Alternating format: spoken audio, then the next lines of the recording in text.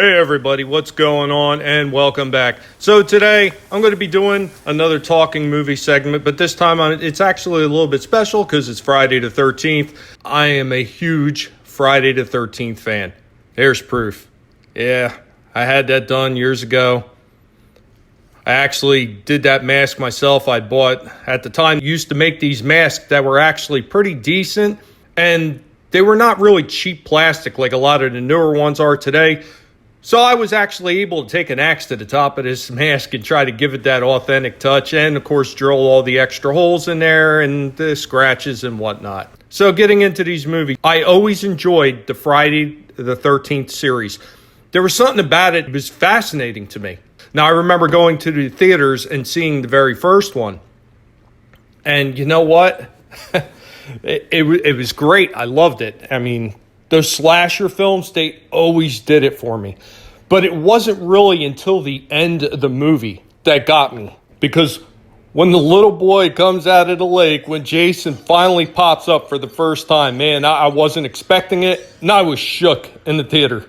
I was 8 years old at the time, too. So, I mean, yeah, it was something that caught me completely by surprise. And, of course, the first one starts off where Pamela Voorhees, Jason's mother, is on a revenge tour taking care of all the campers that let her poor retarded son drown in the lake.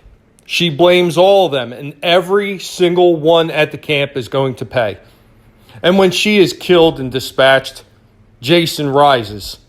And, of course, Jason takes care of his mother's killer in the beginning of the next movie, which would actually continue in quite a few from there. And as the movies progressed, it was just a line, after line of, the next group of counselors and campgoers that Jason was taken out until Jason was taken out in part 4. Now, part 3, I should also touch on, is when Jason actually acquired that famous hockey mask that he has now. He killed this Shelley, who had the mask. He killed him and took the mask for the first time. Because in the second movie, when we seen Jason, he's wearing a burlap sack over his head.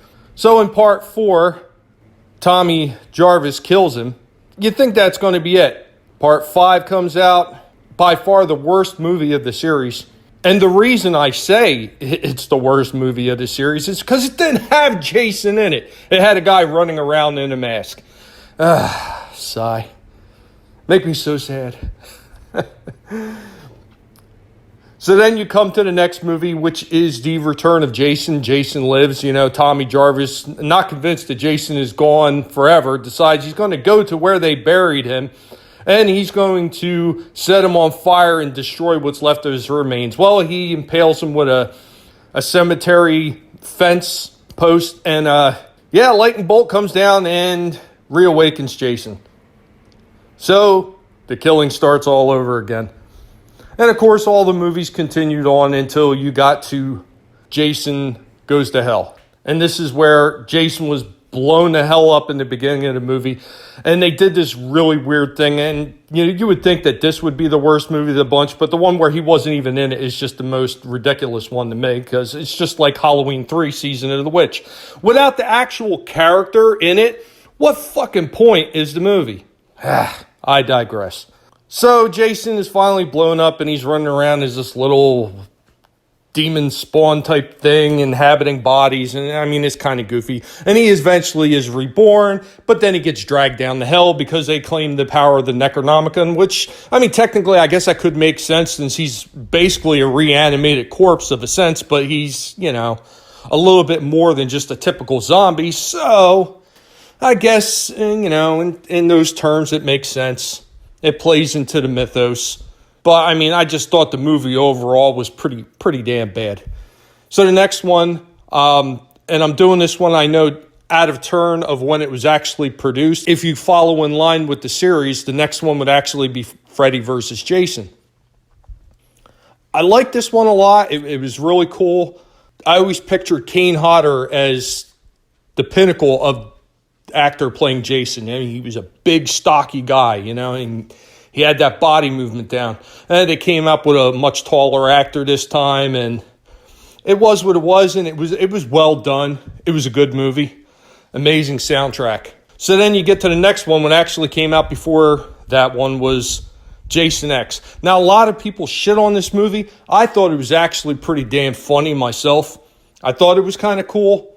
You know, Jason sitting down there in chains. How he got out of hell, of course, was never discussed until they came out with Freddy versus Jason. So now the whole Jason X makes sense in the timeline, which is kind of funny because they had to tell a previous story to make sense of the timeline they had already established in film, but whatever. But some of the scenes in Jason X just cracked me up.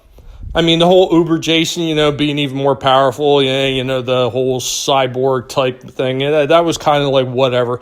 But some of the stupid things, like when he grabs holographic campers in their sleeping bags and starts beating them against a tree. I mean, stuff like that just kind of cracked me up. And that's why I actually really liked that movie, too. It was a good movie. I mean, some other scenes, some of the other movies, like in Jason Takes Manhattan, when he's walking down the street, and the kid's with the boombox, he kicks it over, and they say something to him, and he turns around and lifts up his mask, and they're like, oh, okay, yeah. I mean, stuff like that. They had a little bit of humor in some of these movies. I mean, it wasn't just straight horror. I thought they were great. But anyway, guys, let me know what you think. If you like what you've seen, please hit the like button. And by all means, leave those comments. I love to read your comments, and I love to engage in dialogue with you. So go ahead and leave those comments. If you haven't already, please subscribe. And I will catch you all next time. Later, y'all.